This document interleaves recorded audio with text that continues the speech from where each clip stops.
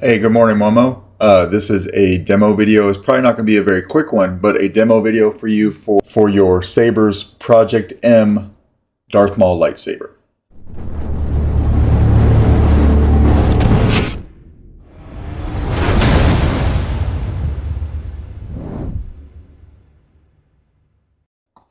I started off the video with these completely disassembled, basically, right? So they don't have the chassis in them. I've got your coupler right over here. These did not come with end caps or pommels. This was made specifically to be in the staff configuration.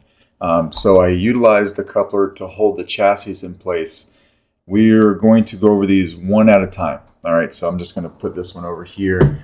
You have a lot of moving parts on this saber, a lot more than I typically see. It's very nicely made and put together, but you really have to pay attention to what's going on.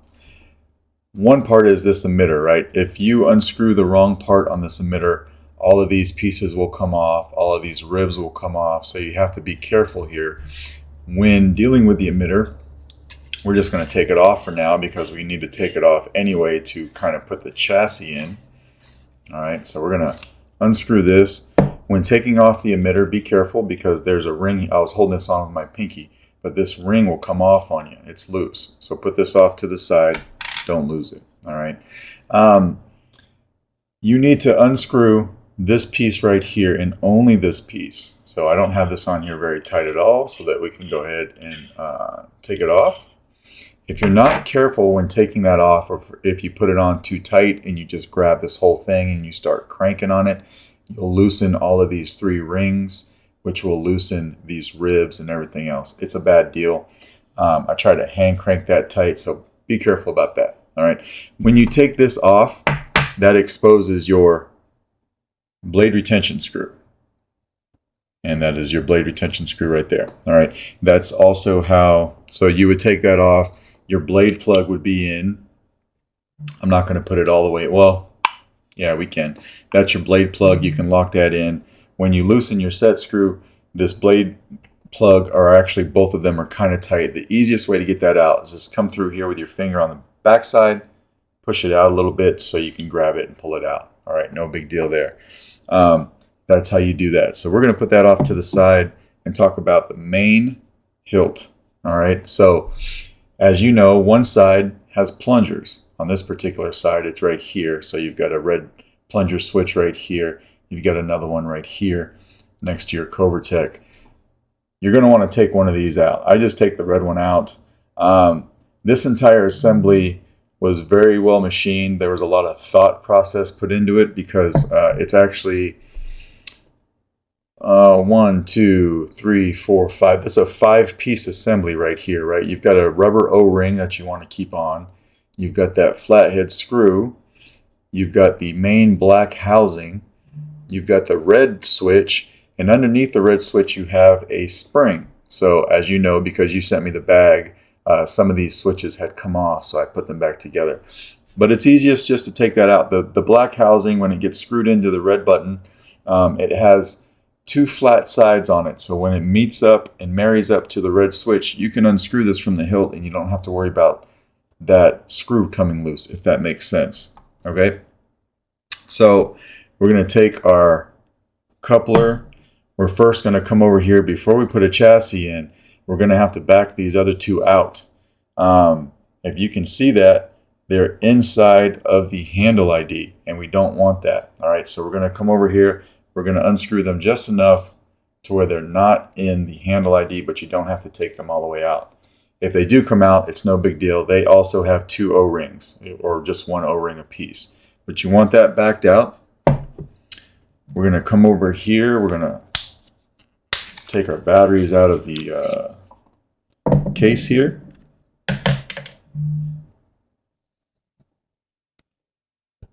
These are brand new batteries. I typically take the stickers off. I forgot to do that before my demo, so I'm going to take them off real quick right now. These are Keep Power 18650s, and I designed my chassis to not have the stickers on. It just makes for a nicer fit. All right, so because these are brand new, we'll just peel them off real quick so you don't have to. All right, so we got that taken care of. Two chassis over here, they're identical, so we'll go over one in detail, but they are identical. All right, so on your chassis, you've got your Proffies board right here. This is glued down to the shelf. You've got access to your SD card and your micro USB from right here with a 90-degree data cable that fits into there. All right, and then you have a kill switch. As a matter of fact, as I'm explaining this, I realize I did not glue these down. They are a press fit, but if you ever pop these back up to do anything, I would put a little bit of E6000 on the sides and put it down.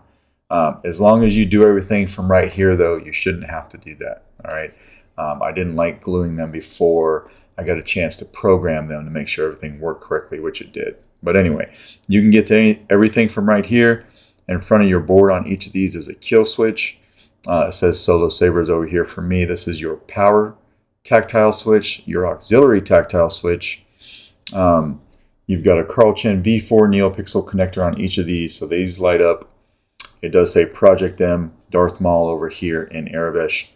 You have also a removable battery, so spring side, please, for your negative. And then for your speaker, you have a 22 millimeter Smuggler's Outpost Nano Elite speaker. I made sure to put that down into the chassis so it's fully enclosed. And this part also goes inside of the coupler, just like that. So between those two things, you have some sound that's really shooting out, which was super important on this Saber to have good resonance, because you don't have much in the way of sound venting. All right, so you should get some pretty decent sound coming out of there. I made it come right to the tip of that hole right there. You can see it inside of there, and that's the same on both of them. If I were to take this guy, throw it in here, that's what you've got. That makes up the internal of your Saber right there. All right, so we'll take one out. We're going to talk about how to put this into the Saber because it's a little tricky. I went ahead on this chassis, if I can zoom in on it, or focus in on it rather, and show you. I designed a little notch right there just as a visual cue. That notch needs to be lined up on the coupler with these two slots. All right, so when we put this on correctly and we slide this in here, you can see how I've got that notch lined up with these two slots, and that's important. All right, so let's take this out for a second. Let's put a battery in. Spring sides are negative.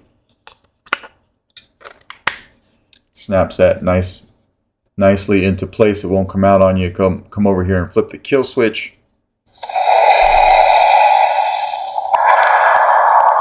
For now, you have a one sound font on here, which is mine. There's a copy of the config file on your SD card to add fonts.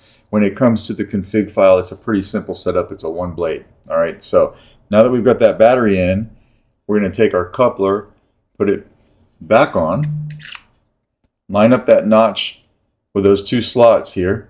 So notch in the chassis, two slots. The reason I had you come over here and take off your power switch, just so that we could get a visual cue in that hole right there, because there's nothing really to clock the chassis other than this coupler and that notch. All right, so make sure these are backed out, because if they're not, the chassis will not go in. And we're just going to slide this in. See, you got to be very careful with these, because they do want to like creep back into the handle socket. All right, I'm going to put this all the way in. Now, because we lined up the slots, and those slots go right underneath these two buttons, that's why I did that. All right, that's what these two buttons lock into. So once we get the chassis all the way in, we can come back over here and we can lock these two greeblies down. They lock the coupler down, which in turn locks the chassis in place. And because we took that power switch off, you could see we just got that visual cue there that our tactile switch lined up perfectly with that hole. All right, so now we can come back over here and we can screw our power switch back on, or our plunger greebly, power plunger greebly. Screw it back on. You don't need to screw it down tight. They do have O-rings that keep them in place. All right, we can hit power from here.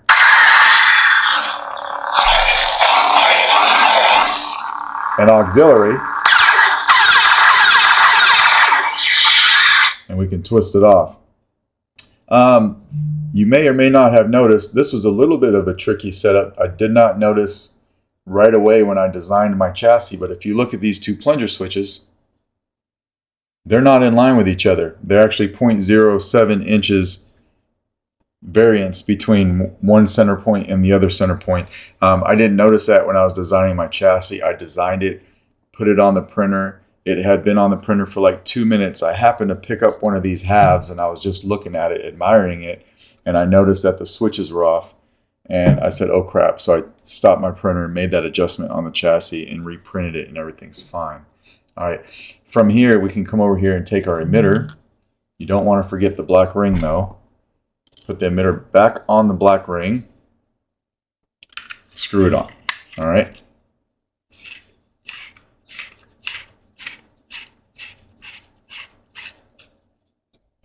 That's a lot. So you can do it in a quarter of the time if you're not trying to explain it, but that is a lot to try to put this together, and that's only 1/2. So again, power.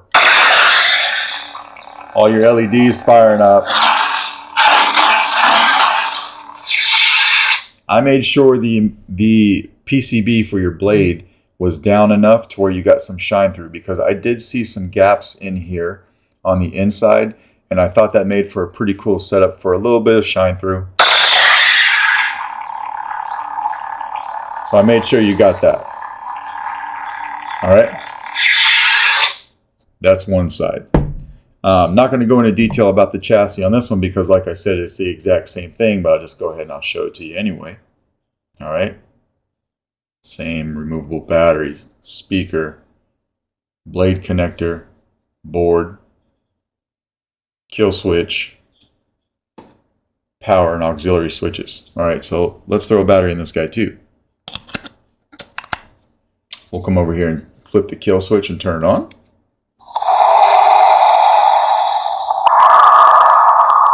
We're good to go there, so we'll put this down for a second.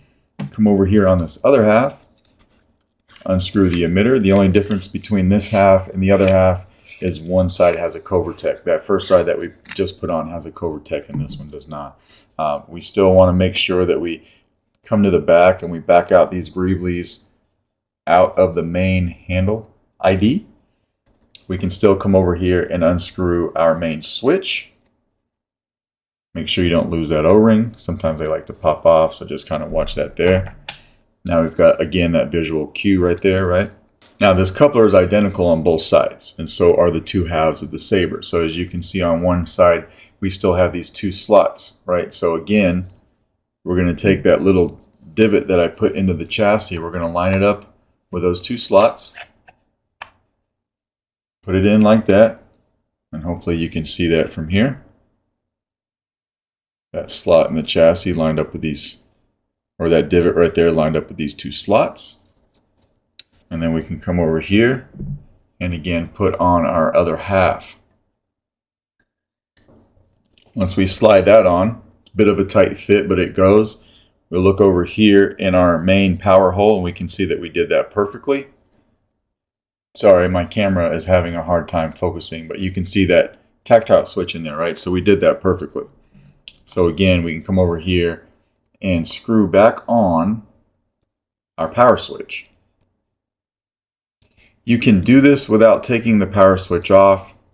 I don't like to. I just like to have that extra like visual cue that I was on point there.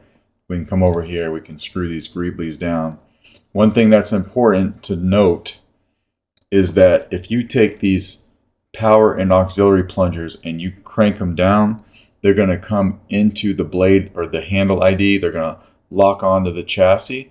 And you won't be able to get that out. So if you feel like it's tight trying to get that out, that's probably why. You don't have to crank down hard on these. I have them exactly where they need to be right now. So this is the side we just put in. Power, right? Auxiliary.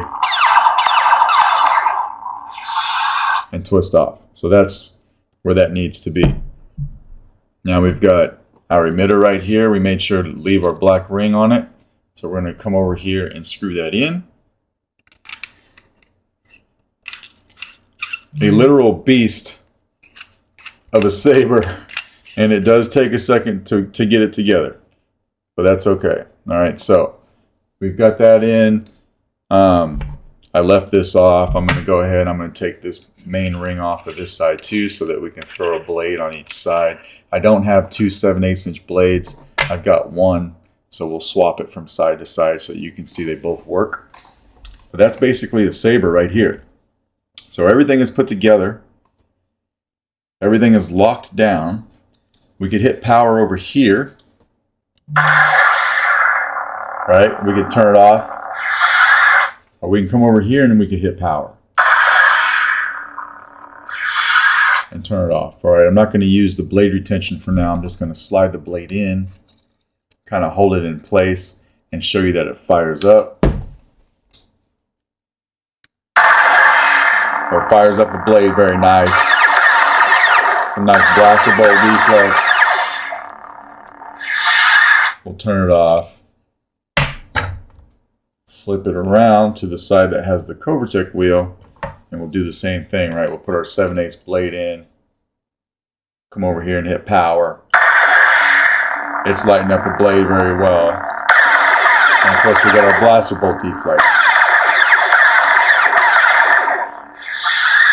Alright, so that is basically your Project M Saber. It does sound pretty good for not having any sound venting that I can see other than the holes in the coupler. It sounds a lot better than I thought it would when it's all locked in. But yeah, that is your Project M. Let me know if you have any questions, and I will get this out in the mail to you. I will actually try my very best to do it today. All right. Thank you, Momo.